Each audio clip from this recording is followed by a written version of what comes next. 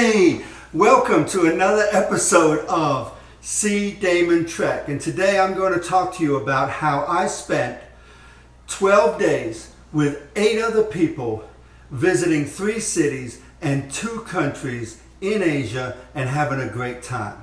And so what we did was we spent 3 days in Bangkok. We then drove, renting a vehicle, to Siem Reap and spent 3 days trekking in the Angkor Wat complex. And then from there, we drove and went to Pattaya for 3 days. And then we went to Bangkok and out of the country. So it was 3 and 5 and 3 makes 11, and on the 12th day, out of the country. So on day 1, everybody flew into the Suvarnabhumi airport. Came in on 3 separate flights. We gathered everybody up and we got them into the hotel. What we did was we stayed at the Riverside Hotel in Bangkok, a beautiful hotel right on the river with absolutely beautiful sights of the river. And the great thing about it was in the suburbs. Now what we did this time was we flew into Suvarnabhumi airport. And then we actually went all the way across town. This is the Chapter River. We went all the way across town and we stayed at the Riverside Hotel. Now the Riverside Hotel ran us about $40 a night for a maximum of 3 people per room. What a lot of people will do is they will go down into the downtown section. One time I stayed here. I think it was my first visit to Bangkok, and we stayed at a Riverside Hilton, and it ran us about $150 a night. Now, to give you a bit of orientation, this is where the famous Wat Arun is.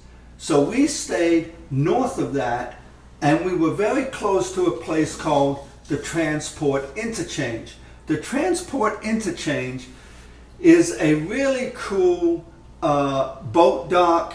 Really, if you want to get a feel for Thailand, I would go here and hang out in this area rather than the much more touristy place down here by the more central locations of downtown Bangkok. Here is also the reclining Buddha. So for your orientation, I would recommend go to the suburbs, stay a little bit cheaper, and then you can enjoy it a lot more than the touristy spots that just seem, unless of course you like the hustle and bustle, then that's up to you.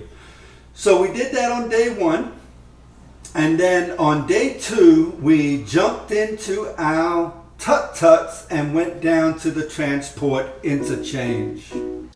At the Transport Interchange, we just had a great time feeding the Mekong River catfish, drinking beers, eating food, and then we rented a boat and we went along the river looking at all the beautiful temples and all the beautiful buildings. We then stopped off at Wat Arun, which I'd already mentioned, this big beautiful temple. We then jumped into our tut-tuts again, and then we found ourselves a rooftop bar. On day 3, we went to the famous floating market. Now, to get to the floating market, it's a little far out there, and you'll probably have to get a taxi or a bus. Had a great time. Finished up the day with some Muay Thai for the gang, introduced some of the team to Muay Thai, and they had a fantastic time. So at the beginning of day 4, we all put in together and rented a bus for the remainder of the 9 days. And this proved to be absolutely the best thing we could have done.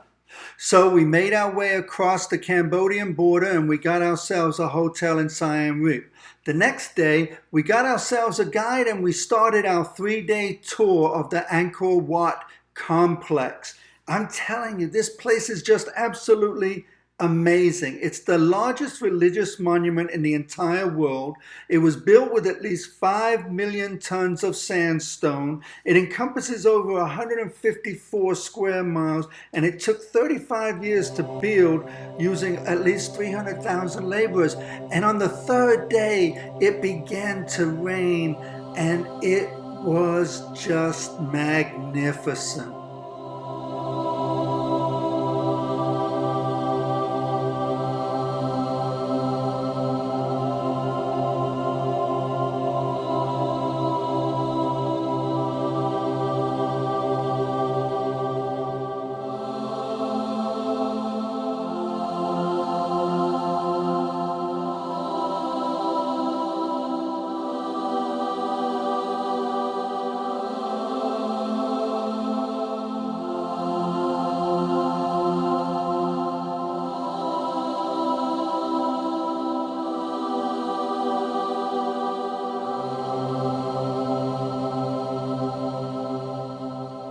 At the end of the third day of our Wat tour, we bid farewell to our guide, and then we went to Siem Reap and did a little bit of Muay Thai. Then after that, to quench our thirst, we went to Pub Street. Pub Street is a great little party street and a great way to break up the monotony. The next day, we loaded up in the bus and we drove to Pattaya.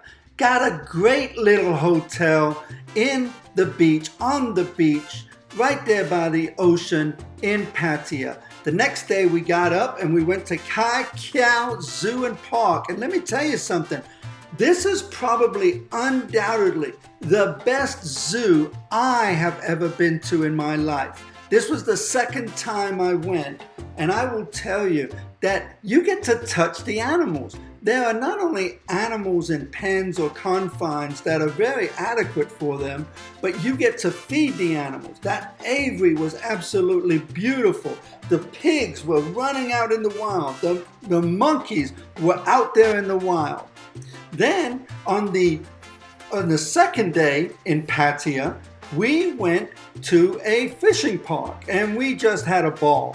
These fishing parks in Pattaya are a cross between a disco, a nightclub, a restaurant, a bar, and a championship fishing location. Just great fun for the family and a great way to spend some quality time with all of your friends and family.